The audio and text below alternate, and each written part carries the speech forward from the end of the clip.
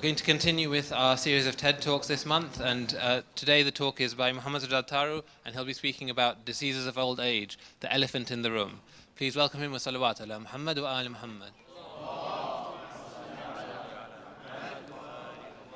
Muhammed Sajjad is a senior implementation consultant working for Medidata Solutions, an industry-leading company providing cloud-based solutions to the pharmaceutical industry. As part of his role, he provides client advice on how to conduct clinical trials in the most effective way. He previously worked for Roche, the Swiss pharmaceutical company, helping to develop systems to carry out cancer trials. Muhammed Sajjad enjoys keeping fit in his spare time, in particular running and swimming, as well as spending as much time with his two sons. He also has an interest in learning about ancient civilizations of Islam, as well as keeping informed with political news of the day. Bismillah ar-Rahman ar-Rahim. Assalamu alaikum.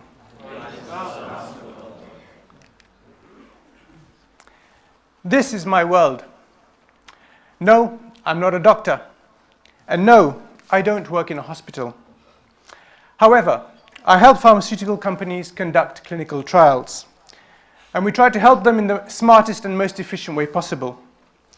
Having spent more than a decade within the pharmaceutical industry, I can see how medicines are getting smarter at treating disease. And I can see people and patients surviving longer with disease than ever before.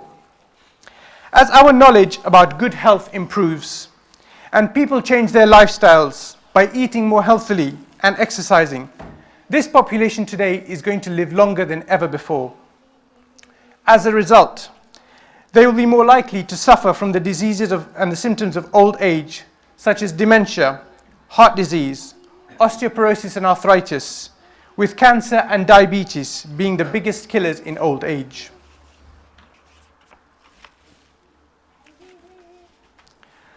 Last year, I attended an industry conference where the guest speaker was famous oncologist and Pulitzer Prize-winning author Siddhartha Mukherjee, pictured. He has written a book called The Emperor of All Maladies, a biography of cancer. And in it, he talks about the history of cancer and the fact that cancer has been noticed in man from the early days.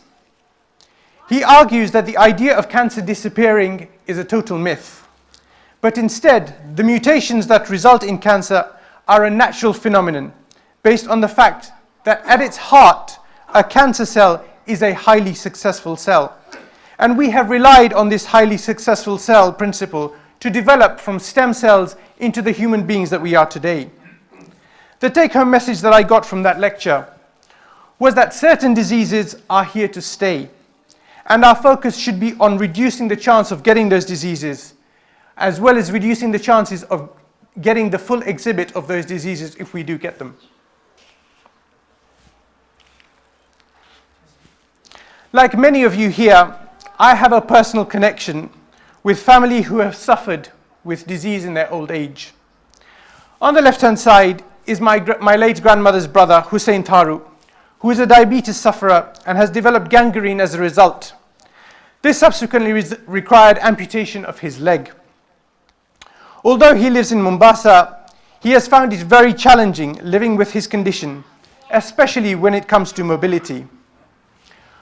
Hussein Tharoo was once a keen squash player and a very fit individual, but his condition has resulted in a massive lifestyle change for him. On the right-hand side is my wife's grandfather, Muhammad Nasser, who is suffering from dementia. At one point, he was bright and alert with a very sharp memory. However, the last few years have seen him lose all that, and caring for himself has now become impossible. Old age for many is associated with seeing out the years, often in pain and with the body slowing down and lacking energy. However, with the correct preparation in the early part of our lives, our latter years can be some of the happiest times where we can enjoy the fruits of our labor and enjoy watching our great-grandchildren grow up. With an aging population, many of us will also be required to work for longer before we can retire. And thus, it is all the more important to look after ourselves early on. Studies have shown that the length of life is determined 25% by genetics and 75% by our lifestyle, which is a huge amount of input that we can have in shaping our elder years. So how can we best prepare for old age? After smoking, stress and weight have the greatest effect on how we age. Stressful lives can take up to 5 years of our life expectancy. So what can we do to prepare ourselves for that kind of lifestyle?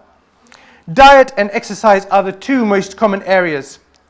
But a third one for me, which deserves equal attention, is to look after our minds, especially in our younger years. And we will talk about that shortly. But one thing that we can do straight away to incorporate into our lifestyles, not only to increase our life expectancy, but to reduce the incidence of things like heart disease, is to adopt, I say, a partial vegan diet. I understand that I'm not going to be popular saying this, especially in Ramadan, but hear me out. The principle behind a vegan diet is that animal proteins in our younger years help speed up growth, and that's why we tell our kids to drink milk when they're young. But from our middle age onwards, animal proteins actually speed up aging. No one is saying for us to ditch meat, but reducing it and incorporating things like vegetables and nuts into our diet could reduce the incidence of heart disease by up to 50%. Take the example of the town of Loma Linda in California. This town is 60 miles east of Los Angeles, and many people here live several years longer than others in California due to their vegan diets. A lot of residents here are devout Seventh-day Adventist Christians who believe that meat is forbidden and instead recommend a diet focused on fruits, vegetables, nuts, and whole grain, as you can see in the picture at the top. They also avoid alcohol and tobacco totally. When you go to the town, there are no fast food joints, and the local market doesn't sell meat, poultry, or seafood. They avoid caffeine as well. As a result, however, many people live healthily over 100 years old.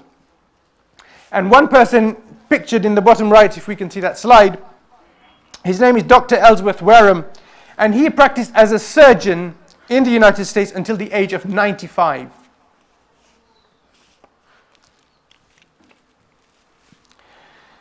Diet and exercise are two areas that we have heard lots about over the years. But for me, the elephant in the room is the disease of the mind, which is often neglected. To reduce the effects of diseases such as dementia, for example, we need to continuously exercise our minds through the early and middle ages. In most people, for example, by the time they reach the age of 70, 20% of that brain activity has disappeared.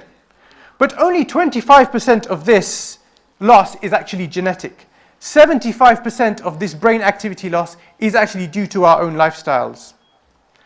Having a positive attitude about old age, coupled with exercise, for example, like walking, can help develop neural connections within the hippocampus part of our brain, which is associated with short and long-term memory. Also, learning motor skills, such as playing table tennis in our old age, can help boost mental sharpness by working different parts of our brain. Finally, going back to school, learning a new language, or even playing on one of these brain games on our smartphones today can help keep our brain stimulated. But the idea is to keep varying it. Don't do the daily crossword and the daily Sudoku every day. Do something different. As well as playing a crucial role for our bodies, diet can actually play a key role in keeping the brain healthy. For example, the people of Okinawa Island in southern Japan, pictured bottom right, who are some of the longest living in the world, as well as keeping fit into their old age, eat very specific foods to help keep brain stimulation strong. One of these foods is pictured in the top left on the slide is purple sweet potato, which contains an active ingredient called anthocyanin, which results in the purple color in some of the fruits and vegetables that we see. Anthocyanin is a key active ingredient known to stimulate blood flow to the brain. We can't get too much purple sweet potato in this country, but we can substitute, and we can get some of those fruits and vegetables pictured over there. For example, purple berries, plums, aubergines, figs, and purple grapes. They all contain this active ingredient.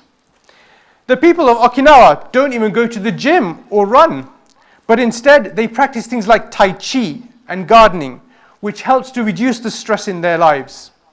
The hobbies they engage in their older lives are also to do with social settings, to feel connected with other people and to feel connected with nature.